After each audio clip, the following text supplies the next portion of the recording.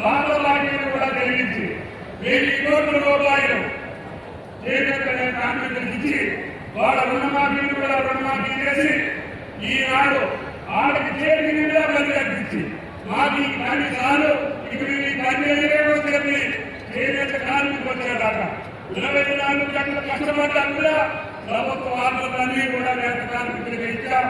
దానికి సిరిసిల్లే కాదు, కరీంనగరే కాదు, తెలంగాణలో ఉన్నటువంటి ప్రతి నేత కార్మికుడికి రుణం తీసుకున్నటువంటి ప్రభుత్వం రేవంత్ రెడ్డి గారి ప్రభుత్వం చెప్పి ఈ సందర్భంగా మనం చూస్తాం. అదేవిధంగా రైతాంగానికి మీకు తెలుసు 2 సంవత్సరాల్లోనే సుమారు 1,10,000 కోట్లు ఖర్చు పెట్టినటువంటి ఏకైక ప్రభుత్వం భారతదేశంలో రేవంత్ రెడ్డి గారి ప్రభుత్వం అని చెప్పి ఈ సందర్భంగా మనం చూస్తున్నాం. మీరు పంట పండించడానికి 50,000 కోట్లు, పంట కొనడానికి 50,000 కోట్లు, ఉచిత విద్యుత్ కాకుండా అనేకమైనటువంటి పథకాల కోసం 1,10,000 కోట్లు 2 సంవత్సరాల్లో ఖర్చు పెట్టినటువంటి ప్రభుత్వం రేవంత్ రెడ్డి గారి ప్రభుత్వం అని చెప్పి ఈ సందర్భంగా మనం చేస్తున్నాం. గతంలో మీరు చూశారు ఏ టైంలో మీరు రైతులు చేసేవాడు.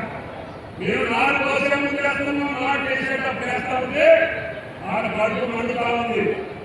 ఏంటి మనం ధనిక రాష్ట్రం ఉన్నప్పుడే, అప్పు లేనప్పుడే, ఆదాయం ఉన్నప్పుడే 4-5 వేల పాటు మనం రైతులు చేసేవాళ్ళం. మరి రేవంత్ రెడ్డి గారు 9 రోజుల్లో 9,000 కోట్లు వేసేటటువంటి చెట్టు ఆయనకి కట్టవలసింది అని చెప్పి ఆయనకి కడుపు మండుతుంది.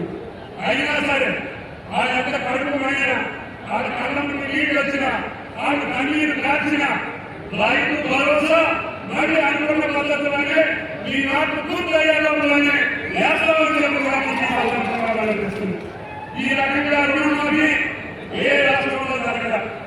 2 లక్షల రూపాయలు బ్యాంకు ఇచ్చినటువంటి అన్ని ఖాతాలకి 21,000 కోట్లు మీ ఖాతాలో జమ చేసి రైతులు రుణవిముక్తులు చేసినటువంటి ఘనత రేవంత్ రెడ్డి గారి ప్రభుత్వానికి దక్కింది.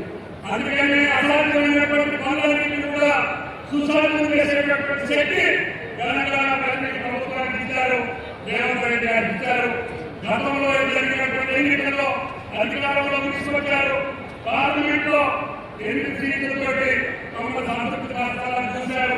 తర్వాత జరిగినటువంటి ఉప ఎన్నికల్లో గెలిపించారు.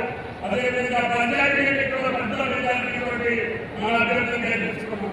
అదేవిధంగా ఇంకా జరిగేటటువంటి మున్సిపల్ ఎన్నికల్లో కూడా కార్పొరేషన్ కావచ్చు, మున్సిపాలిటీ కావచ్చు, మీరు పెద్ద ఎత్తున రాష్ట్రాలకు ఆశీర్వదించండి. మీ పట్టణ ప్రాంతాలను కూడా శాశ్వతమైనటువంటి పట్టణాలన్నీ మీ రూపకల్పన చేసి మీ కరీంనగర్ కావచ్చు, కొత్తగూడెం కావచ్చు, తెలంగాణ కావచ్చు, మీకున్నటువంటి ట్రైనింగ్ సమస్యలు కరీంనగర్లో పేరు అన్నారు, తిరుపతి అన్నారు, రైల్వే అన్నారు, రింగ్ రోడ్లు అన్నారు, అన్ని అసంతృప్తులు ఉన్నాయి. వాటన్నిటిని కూడా త్వరలోనే ముఖ్యమంత్రి గారి సమక్షంలోనే జిల్లా సమావేశం ఏర్పాటు చేసి అత్యవసరమైనటువంటి శాశ్వత పథకాలకి సమాధానం చెప్పి వాటికి నిధులిచ్చి పనులు పూర్తి చేసి ఈ ఉమ్మడి కరీంనగర్ జిల్లాకు సంబంధించినటువంటి నీటి పారుదల, రవాణా, మిగిలినటువంటి కార్యక్రమాలు అభివృద్ధి కార్యక్రమాల్లో భాగంపరుచుకునే అవకాశం ఇచ్చినటువంటి ముఖ్యమంత్రి గారికి జిల్లా ప్రజాప్రతినిధులకు ధన్యవాదాలు తెలియజేస్తా.